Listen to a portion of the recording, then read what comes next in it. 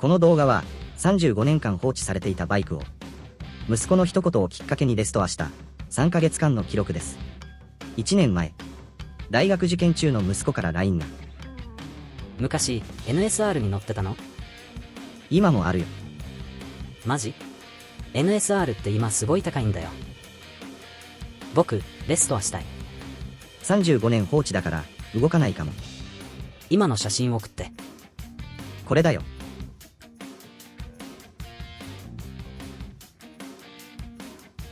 なんか思ってたのと違う。昔ネイキッドにして。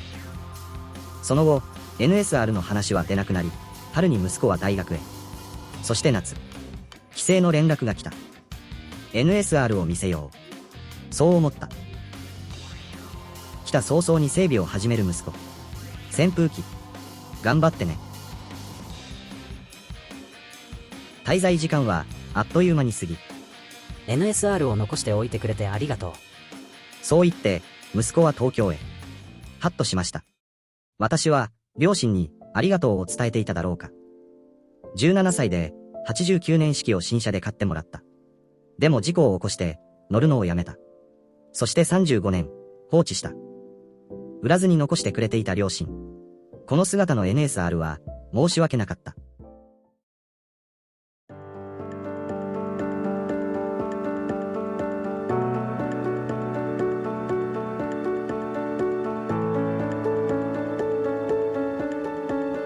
まずは放置した当時を思い出します。この NSR は新車から約5000キロ走行で故障もない状態でした。しばらく乗らないからとキャブレターを清掃。ガソリンをすべて抜き、オイルや冷却水も新品に交換。それから35年の月日で経年劣化という問題が出ています。機械的な故障は少ないと考え、まずはエンジン始動を目指してバッテリーとプラグを交換しました。一方で経年劣化は深刻で、エアクリーナーのエレメントは触れただけで崩れ、ガソリンタンクを外すとヒューエルチューブも硬化して避けていました。次にツーストオイルとエンジンオイルを交換。見た目は問題なさそうでも、30年以上経過したオイルと冷却水は NG なので交換します。オイルポンプの故障もあり得るので、混合ガソリンを用意してエンジン始動を試したところ、キックを数回でかかりました。35年ぶりのエンジン音。幸先が良いです。エンジン始動を確認し、足回りとブレーキを中心に仕上げていきます。この作業は、先人たちの動画やブログがあってこそできました。サービスマニュアルだけではたどり着けなかったと思います。息子への報告として、そしてこれから挑む人への手がかりとして、この記録を残します。フロント周りレストア。フロント周りは、次の3つに分けて取り組みます。ステアリングステム周り、フロントフォーク周り、タイヤ、ブレーキ周りです。高速走行では、エンジンは壊れれば止まりますが、フロント周りのトラブルは、曲がれない、止まれない、という致命的な事態につながります。安全性に直結する、非常に重要な箇所です。では、ステアリングステムとフロントフォークをオーバーホールするため、フロントタイヤを取り外します。その際、シャフトに錆がないこと、ホイールベアリングにガタがないことを確認しました。ステアリングステムを分解します。上下にベアリングがあり、グリースの固着を心配していましたが、数十年経過しても最低限の潤滑は保たれていました。古いグリースを清掃。新しいグリースを塗布してから組み立てます。本来は交換すべき部品もありますが、レストア初期段階のため、点検して問題がなく、安全性を大きく損なわないと判断できるものは再利用する方針です。次にフロントフォークをオーバーホールし、オイルシールとフォークオイルを交換します。インナーチューブの錆やメッキ剥離はオイルシールを傷めます。交換が必要ですが純正部品は廃盤で入手できません。また、再メッキも高額なため、今回は社外品のインナーチューブに交換します。フロントフォークのオーバーホールは、YouTube の整備動画に本当に助けられました。旧車整備は作業の時間より、部品探しに時間がかかると言われますが、私の場合は同じくらい動画を繰り返し見ていました。事前にトラブルになりやすいポイントや必要な工具がわかり、感謝してもしきれません。こちらがフロントフォークオーバーホール後の組み付け状態です。一番時間を費やしたのは、意外にも錆落としでした。1本目は磨き込みすぎて鏡面に、2本目で現実に戻されました。フロントブレーキ。ブレーキは安全面の要。慎重に取り組みます。現状ではブレーキが固着し、全く効かない状態でした。無理にレバーを引いた結果、戻らなくなり、後になって固着したブレーキでは、やってはいけないことだと知りました。分解後、固着していたピストンをエアーコンプレッサーで押し出しました。ブレーキ液はゼリー状や所々固まっており、パーツクリーナーとエアーで徹底的に清掃します。ダブルディスクのため、作業量は倍になります。こちらはブレーキキャリパー内を清掃後の状態です。幸いピストン自体に問題はなく、再利用することにしました。キャリパー内のオーリングをすべて交換します。今回は MC21 のパーツを流用しました。調べてみると、89MC18 と MC21 には意外と共通部品が多いことが分かりました。ブレーキパッドは消耗が激しかったので、社外品を入手し交換しました。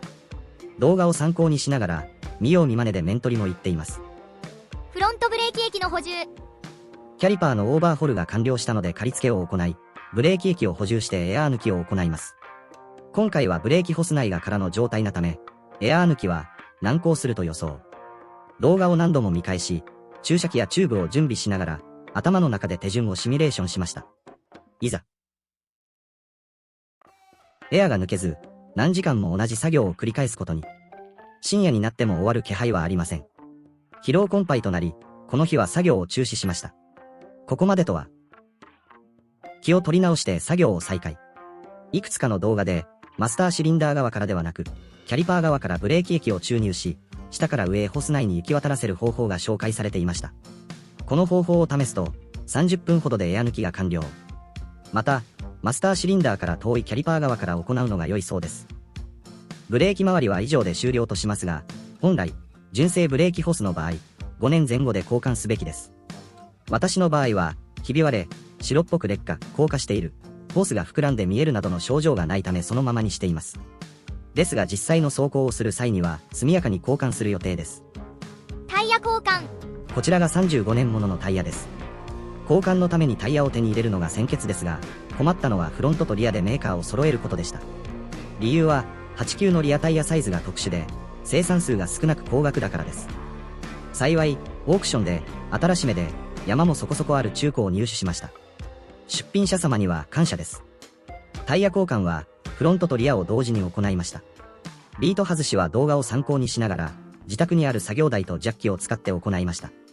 また、事前にダンロップ用の純正エアバルブを準備しておき交換しました。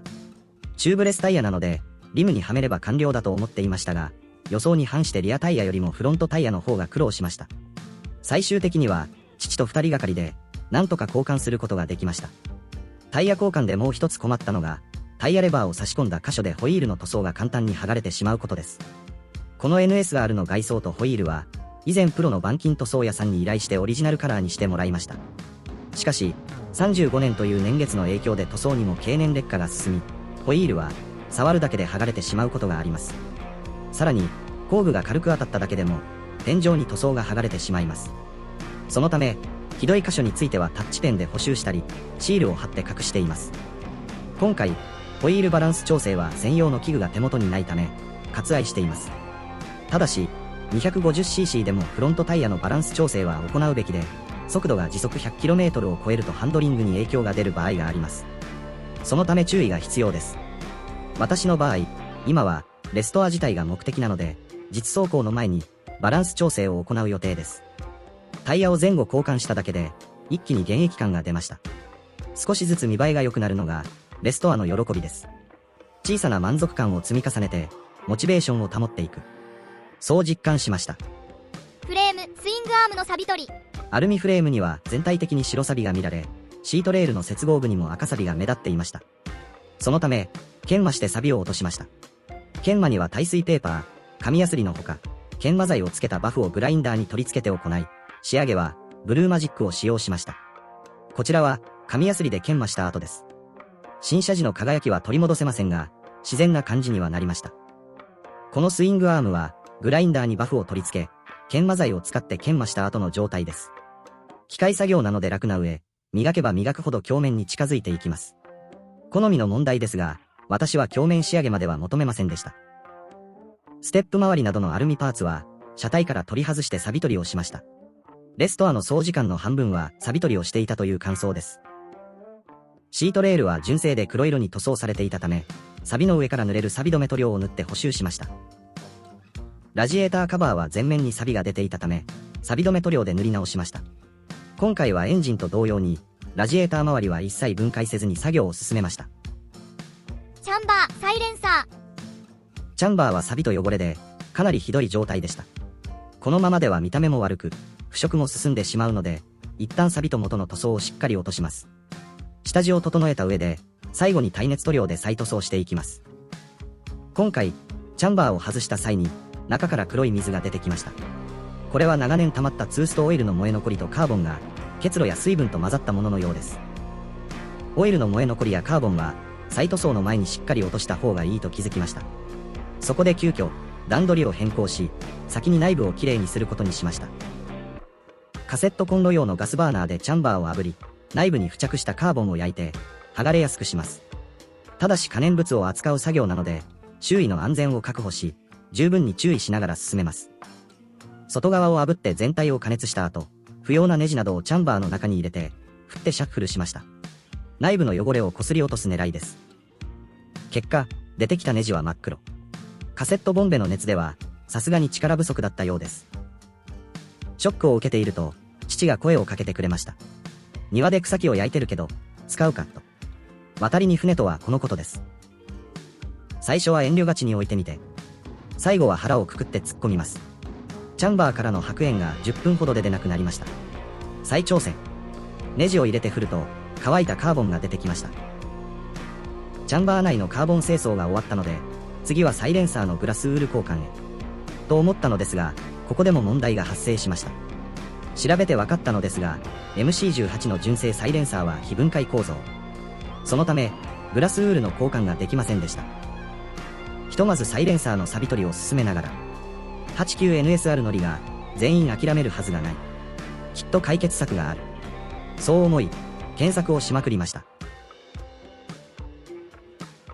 解決策を見つけました。メタルクリーンの溶剤に漬け込むことで、カーボンが除去できるそうです。すぐに Amazon で購入し、試してみました。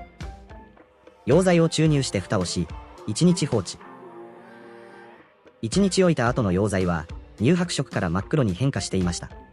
カーボンが溶け出しているようです。ただ、下側の蓋をしっかり密封するのが難しく、溶剤が漏れてしまいました。そこで方針を変え、サイレンサー全体を漬け込むことにしました。2日ほど漬け込んだ後の溶剤は、真っ黒になっていました。かなりのカーボンが溶け出したのではないかと思います。カーボンの除去ができたので、改めてチャンバーの再塗装を行います。今回、シルバーの耐熱スプレーとクリアーを用意しました。耐熱スプレーは2度塗りし、数日、自然乾燥させました。ただ、耐熱塗料は仕上げに摂氏200度で1時間ほど焼き付けが必要です。YouTube の動画でも、家庭では、設備がなく、難しいという声が多く、エンジンの暖気で、代用する人が多いようでした。そこで父に相談したところ、バーベキューの準備を始めました。というのは冗談で、炭の遠赤外線でじっくり加熱して焼き付けます。シルバー塗料を焼き付けた後にクリアを塗り、さらにもう一度焼き付け。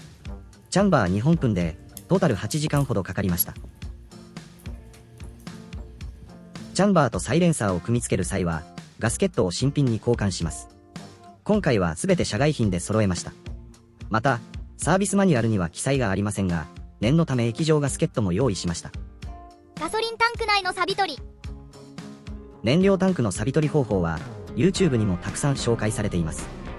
今回は、AZ のバイク用燃料タンククリーナーを使いました。タンクを満たすための希釈液と、仕上げのクリーニング用に使う希釈液を用意します。工程は、まずタンク内を水洗いして汚れや錆を洗い流します。その後、タンククリーナーの希釈液でタンク内を満たし、24時間放置します。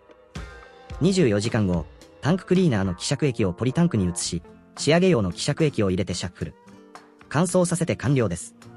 なお、この希釈液は再利用でき、錆びた工具や部品をつけておくと、驚くほど錆が落ちます。タンク内は茶色い錆が落ちるというより、全体が黒っぽく変化しました。化学反応で表面が変化したのだと思います。ついでにタンクをコンパウンドで磨くと、眠っていたクリアが目を覚まし、35年前の輝きが戻りました。やっぱりプロの塗装はすごいです。ジェネレーター周り。最初、シールチェーンを取り外すためにジェネレーターカバーを外したところ、フライホイールがひどく錆びていることに気づきました。分解するには、フライホイールプラーとフライホイールホルダーが必要なので Amazon で購入。分解した状態です。ステーターコイルとフライホイールで電気を作る重要なパーツですが、長年の放置で錆びてしまっていました。ステーターコイルの導線には目立った損傷や劣化は見られませんでした。そのため全体の錆を落とした上で再度組み付けています。なお、このステーターコイルもすでに廃盤となっており、現在は入手がかなり難しいようです。ジェネレーターを組み付けた後、動作確認のためにエンジンをかけてみました。その時、ガソリンタンクからガソリンが滴っていることに気づきました。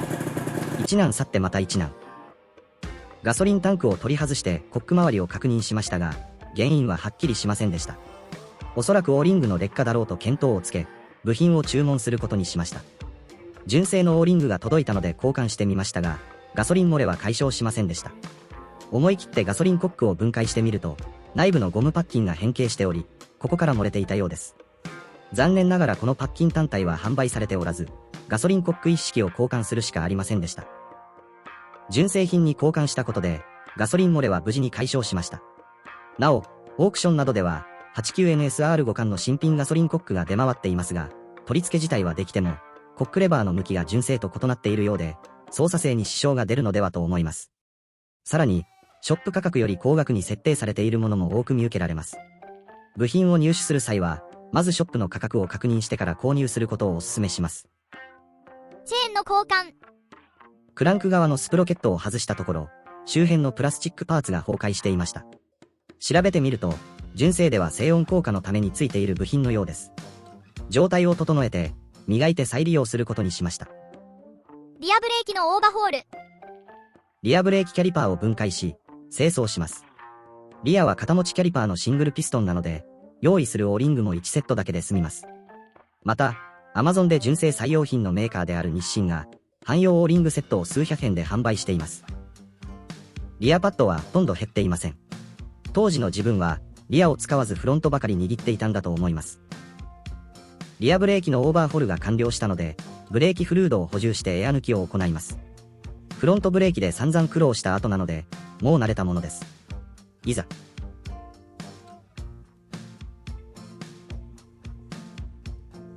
深夜になっても、エア抜きが終わりません。マスターシリンダー側からも、キャリパー側からも試しましたがうまくいかず、疲労困憊。翌日の状況は変わりません。これはおかしいです。キャリパー側はオーバーホール済みなので、原因はマスターシリンダー側ではないかと考え、YouTube の動画を参考にしながら、ホースの詰まりがないか、マスター内部のユロにつながる戻り穴が詰まっていないかを確認し、清掃を行います。清掃後に再組み付けし、改めてエア抜きを試しましたが、症状は改善しませんでした。残る手は、マスターシリンダーを分解するしかありません。恐る恐る覗いてみると、そこには、想像以上の錆。嫌な予感がします。清掃後、改めて覗いてみると、黒いゴムのようなものが固着していました。パーツリストを確認すると、ゴムのパッキンのようです。長年の劣化で、まるで鉄のように硬化してしまったのだと思います。このゴムパーツを取るため、お湯で煮たり、灯油につけたり、削ったりと試しましたが、うまくいきません。状況を父に説明すると、一言。それ、ゴムじゃないんじゃないか。確かにおかしい。先人の動画をもう一度見直します。私がゴムだと思っていたのは、マスターピストンの底でした。パーツマニュアルを参考にしていると、向きや位置関係を勘違いしてしまうことが、他にもありました。パーツマニュアルよりサービスマニュアル。そして生きた情報は、動画やブログ記事。改めてそう実感しました。原因は、マスターピストンの固着でしたので、反対側からドライバーで叩いて外し、純正のマスターピストン一式を購入して交換しました。その後、改めてエア抜きを行うと、30分ほどで作業は完了。ようやく解決です。レストアのまとめ。8月のお盆から始めたレストア作業は、11月上旬に一区切りを迎え、翌月12月にナンバーを再取得しました。離れて暮らす息子と、私と父をつないでくれたのが、このレストアです。世代を超えて同じものに向き合えた時間は、かけがえのないものでした。古いバイクは、直して終わりではなく、そこから先の維持にも苦労があります。年齢的にスピードについていけないので、日常的に走ることは難しい。それでも大切にして、次の世代へ、この NSR を、つないでいければと思います。